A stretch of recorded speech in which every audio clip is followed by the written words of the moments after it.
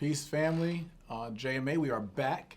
And the objective of this lesson is to make sure that you all are prepared and have the necessary tools to be able to gather, interpret, and analyze market data that's needed for your business, your products, your services, and your goods. All right, so let's dive on in. So whenever we are exploring market research, this is all part of our checking and vetting. All right. And this goes for our overall business and business model, our idea and our concept. Market research also drills down to our PGSs, products, goods, and services. And so it's about how we gather this data, right? Like first identifying what data is needed to even be gathered. And then how do we kind of interpret and analyze this data in order for it to be impactful in our business, right? And so we're gonna dive into another cool business class acronym. And this acronym is FLICS, okay? And it is the F, the L, I, two C's, and a S, all right? So this gives us some framework for what you all are gonna need to be effective in this space. And let's talk about, and let's start with one of my favorite researchable bits of information, and that is any financials, right? So that is financials on businesses similar to yours, ideas similar to yours, or products, goods, and services similar to yours, right? And so I'm gonna flip and kind of tackle these one by one. And so when you are researching your financial data, and so first and foremost, where should you go? I mean, you should go to any search engine. Google is obviously a very, very popular search engine. So we're going to talk about search engines,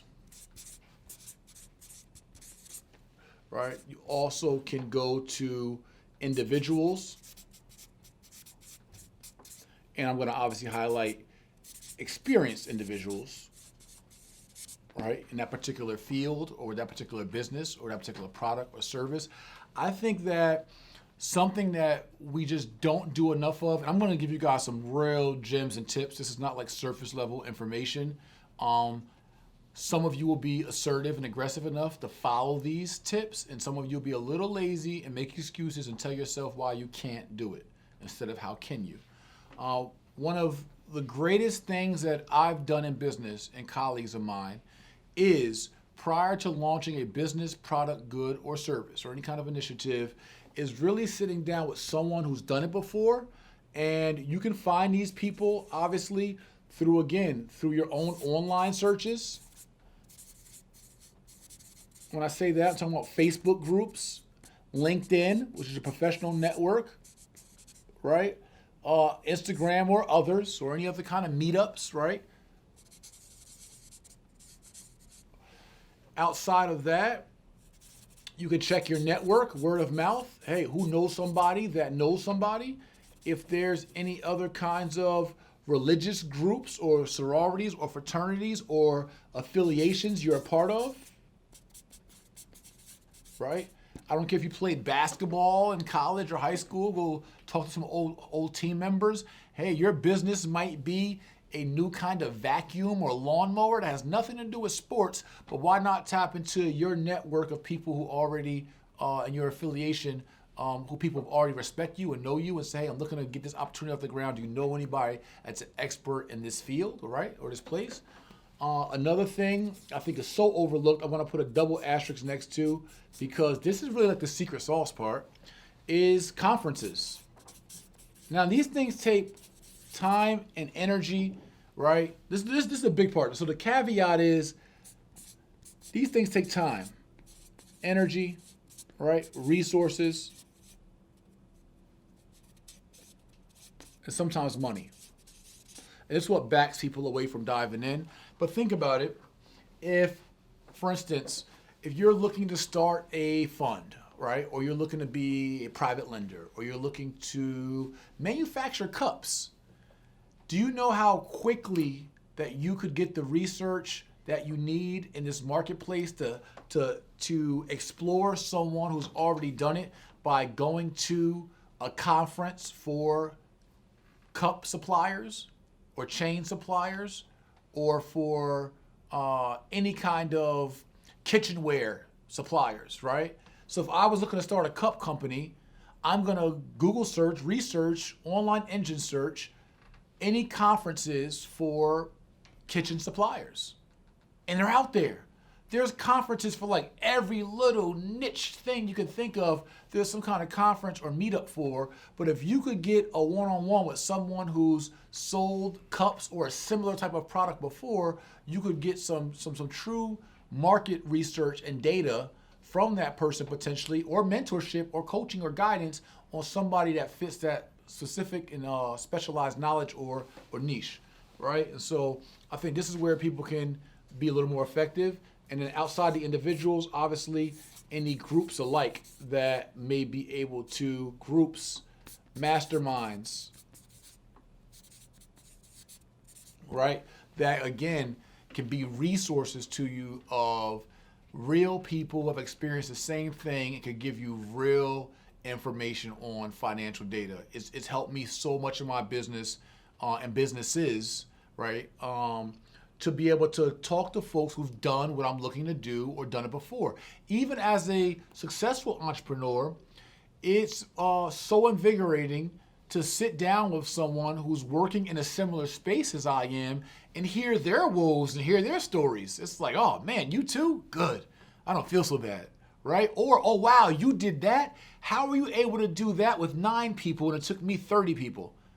I need to learn some best practices from you. Or, hey, you know what? Here's how I penetrate this market. So all those things, again, even just from a financial perspective, it's to get actual case studies, right? So that's really the word, is all these opportunities are for you to get real life case studies.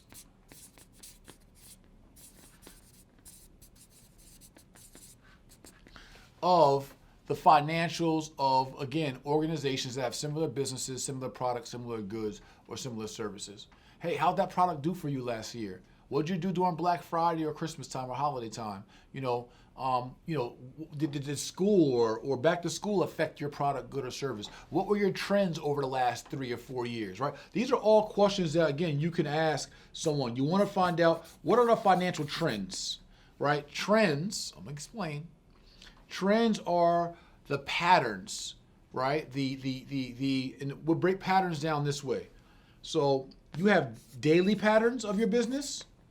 You have weekly patterns of your business or product, good, or service. You have monthly patterns. You have obviously annual, or what's it, quarterly patterns, pardon me.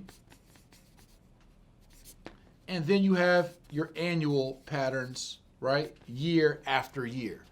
And so when we look at financial data, and we're going to do a whole course on financial data, so I don't want to get too deep in it on this one, but when you're looking to do that market research, you want to try to find out from a profitability, from a gross revenue standpoint, right? These are questions you want to look at. So you want to look at gross revenue. What are those trends like? What, as far as net revenue and income, right? What does that look like? Even into refunds for that business, right? What does that look like? And just trying to kind of figure out over a 5-year period, 2-year period, 3-year period, what were the ups and downs from the beginning of the business till later on? What caused, when you look at in these trends, when you look at any what's called spikes, so you look at any spikes in the business, meaning jumps in revenue, right? So you might look at a trend chart, kind of like when you see one of these little graphs, right? So it's showing you every year. So maybe in 2010 we were here, 2011 we were here, 2012 we were here. But what happened? Why did this spike in 2012? What do you guys do differently? So these patterns, again, help you kind of help to formulate your financial projections. And then you'll also look at any declines as well. What caused any declines? And that could be monthly, daily, quarterly, etc. And again, this helps you to get some kind of understanding of the financial viability of the company, meaning how sustainable and how viable is it? And we're going to talk about sustainability a little later in this particular lecture. All right, so these are just some places that you can search and do market research to try to get some financial data. And then we'll talk about building your team later on and where some of your team members can help you in this, because we believe here at JMA at being an expert at hiring experts. You don't got to know it all. You may not be a numbers person. My wife is one of the most beautiful and brilliant people in the world, and she can create almost anything. But if you put numbers in front of her, you and I both should run. All right? So everybody has their expertise, but she knows, that's why she married an expert husband at finances. She knows what she needs to be her best self, and we as business owners need to know who we need to be our best business selves. And I'll show you how to build those team members to fill out your organization and to hire and to consult to your weaknesses, right? Because you already know what your strengths are. So now let's identify your weaknesses and we'll hire. And again, we'll build a team around some of those deficiencies, weaknesses, or things you don't do so well. All right. So that's how we kind of dive into, again, the F of Flicks in our market research is our financials. And then once we get through our financials, we're going to talk about location, right? So we know in real estate, one of the biggest rules of real estate is location, location, location. Location will help us to identify, and again, there's different kinds of PGSs and businesses, right? Even if you are starting an online business, you want to look at what location, what geographical area am I going to be launching and housing this business from? So you're going to be looking at your particular business location. And things to look for in determining your business location. You want to look at, one, does location, right, directly impact my revenue, right? So if you have a clothing store and it's maybe online, maybe offline, maybe brick and mortar, right? So we say brick and mortar, that is a physical location. So those are the two kinds of kind of businesses that you'll have. You'll have a online business or a brick and mortar business, right, with a physical location. And so you're going to ask yourself, does my location actually impact that? Now, if you have a brick and mortar business where folks have to walk into your establishment to do business, a restaurant, maybe a barbershop, etc., location likely is going to affect your revenue and your customer base. So you want to start doing research, right? Looking at what we learned our last lesson, looking at that customer base, looking at your revenue source, if that's coming from your customers, and say, where can I uniquely position my business location, right?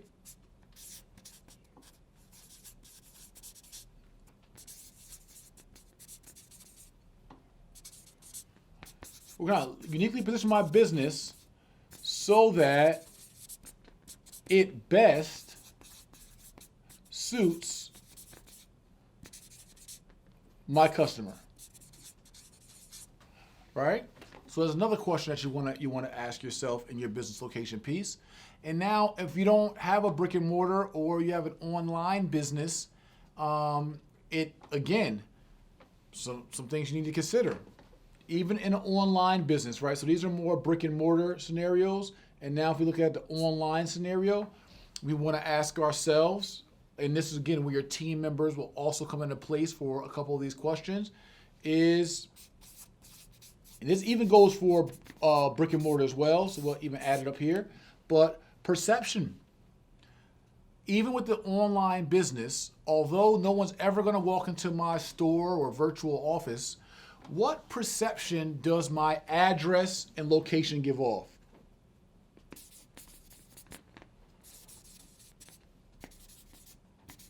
Right? What perception does my business address give off? Does it position you well? Does it allow you to maintain the posture you want? Maybe you have an online high-end clothing boutique or makeup boutique. And yeah, you can have a Sacramento address in California and ship from there. Or you can have a Beverly Hills 90210 address and zip code from your virtual office? And how does that impact your customers and their perception and how they feel about your business?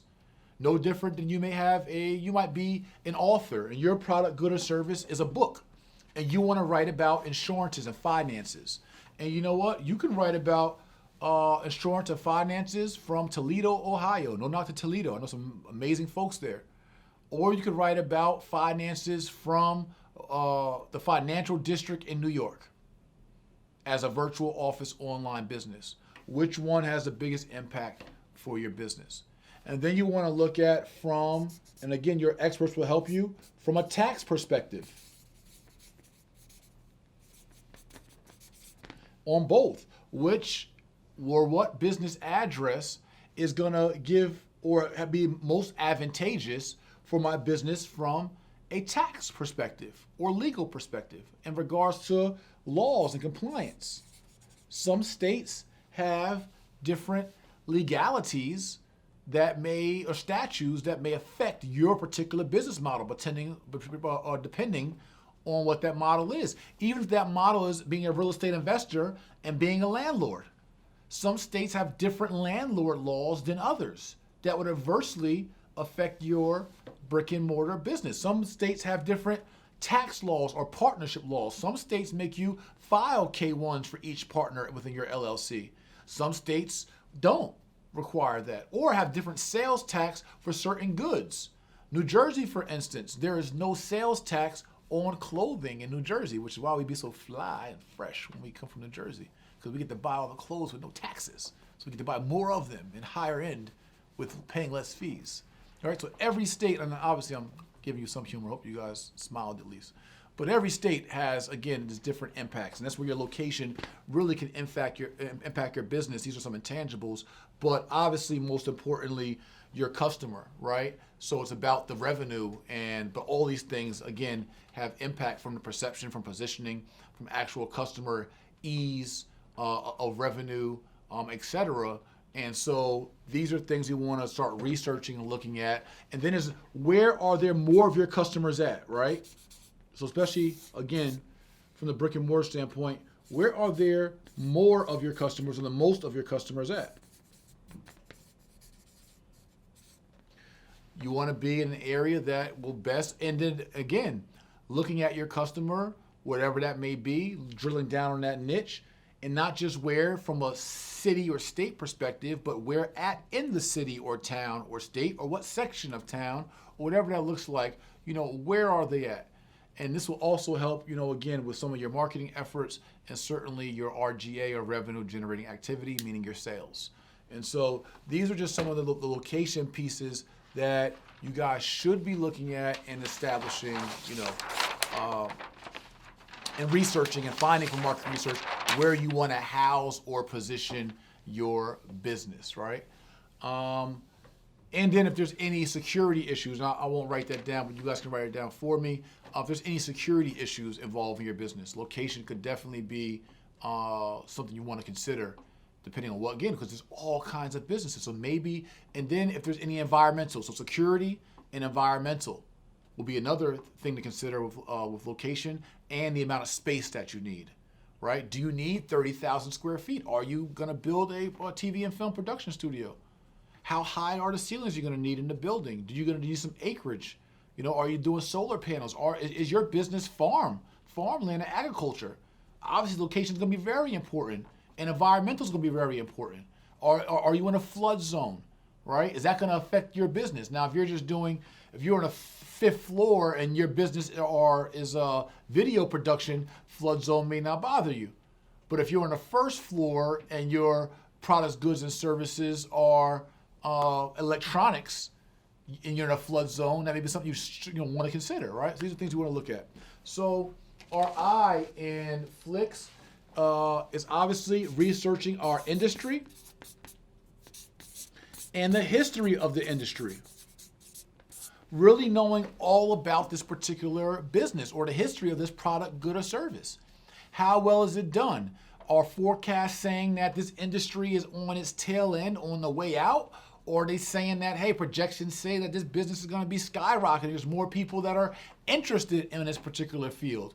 Does the history or research of our industry say that the federal government is going to be looking to shut down this particular industry? When you look at things like Bitcoin, or you look at the cannabis industry, or you look at just other industries that have, again, historical, governmental, legislative impacts, really diving in and seeing the viability of this industry based on its current day, its forecast projections, and of course, its history and how it all got started. And it makes you a better entrepreneur to know your business inside out, right?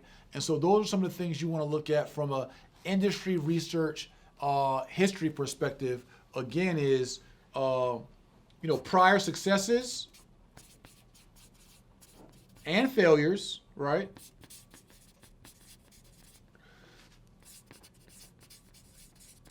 Right. Current news, statutes, legislation, right? So all things current. And then any forecast, right? And what are they predicting for your particular product, good, service, or industry? And not only can you research this online, but you can research it the same ways we said, through financial, through mentors, through coaches, through conferences, through masterminds, through meetups, right, et cetera. And so you want to look at that on the industry side and really, really, really know your business in and out. It will help your marketing, your PR, your communications, your narrative, et cetera. And two of our most important pieces are going to be your competitors, right, and your customers. So really researching and looking at, and we'll spend an extra sheet on these.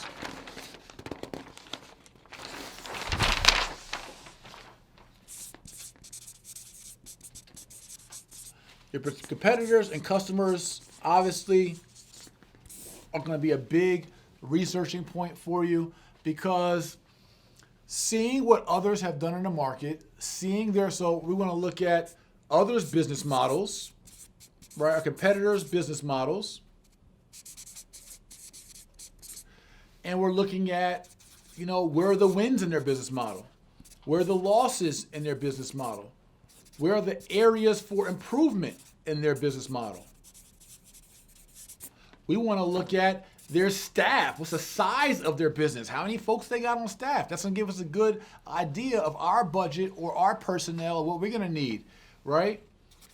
What systems, processes are they using in their business model? What softwares are they using and technology? These are some of the very, very niche areas and questions that you want to research and find out, because they will expedite your business creation, your business success. It will cut your learning curve. Again, we don't have to reinvent wheels. All we have to do is to innovate wheels or to scale wheels, right? So we don't have to reinvent wheels. We innovate and we scale wheels. If it's an existing model that works, but we feel we can innovate it to a different market, take the exact same thing and just do it to your market, and do it either differently or do it the same with your translation, with your spin, whatever. It's nothing wrong with that. That's the cool part about business. It's not like our younger days where you're a copycat, right? Businesses copy each other all the time. All these search engines are all copying each other the same business model. Yahoo, Bing, Google, and others. They're copying each other. All these camera companies. How many times do you go to a Best Buy or to a Walmart or to any kind of electronic store, and you see tons of the same kind of 60-inch screen TV with little nuances? So is one copying the other, and should they not do that? That's not business.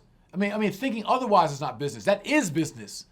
Is to be able to take someone else's idea, and we actually call this hacking their business, right? To really look at their business, look at their systems, look at their process, procedures, softwares, right? Their funnels, right? Their marketing funnels, their social media posts, right? Their narrative, their copy. Their copy is the text, how they write in their emails, in their ads, their billboards, their marketing. And you can literally, again, innovate or duplicate the model and scale the model. So that's what we want to do, right? Again, we don't want to create wheels. We want to innovate wheels. maybe even duplicate a wheel, and we want to scale. How can we do this even better and bring it to light differently? And then on the customer side, we want to look at how the customer is spending their money, right? And so I'm just going to kind of write simultaneous kind of here a little bit. And so we want to look at, what are the customer trends? How are they spending? Right? How old are they? Their age. We want to look at their ethnicity, their race, our customers' educational background or level, obviously their location, where they're at, right? These are all some of the trends and specifics we want to look at in our market research for our customer. And if they're spending, how much are they spending, right? So not just what they're spending, how much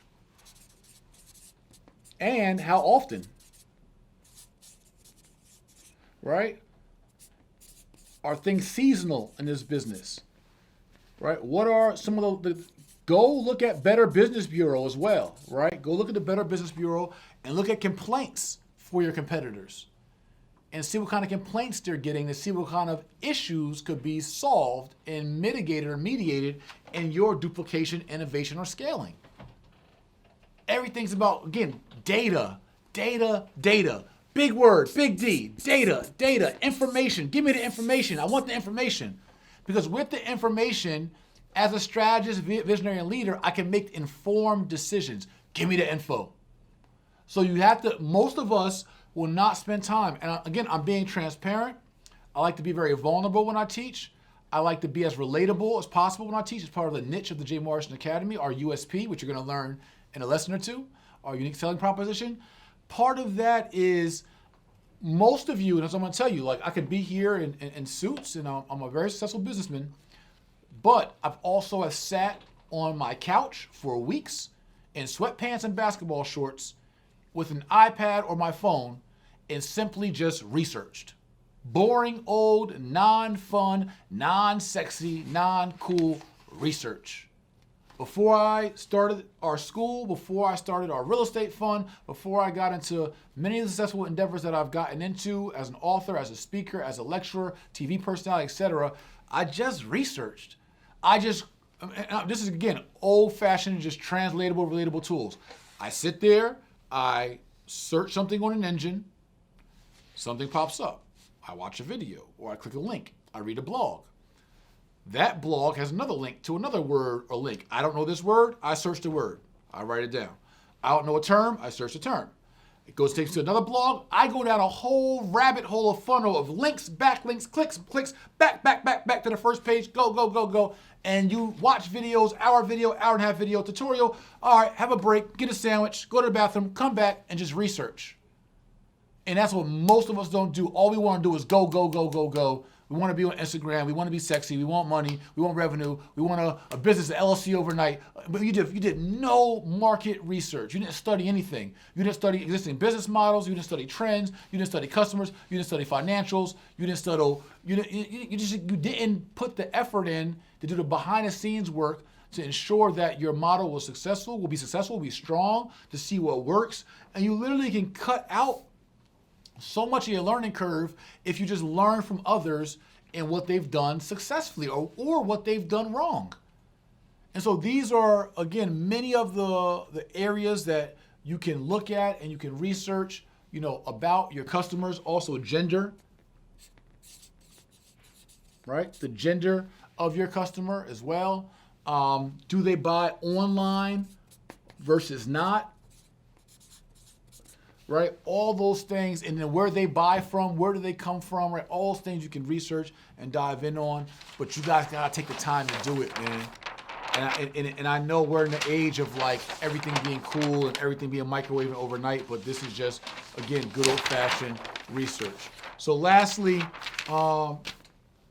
is our success, right?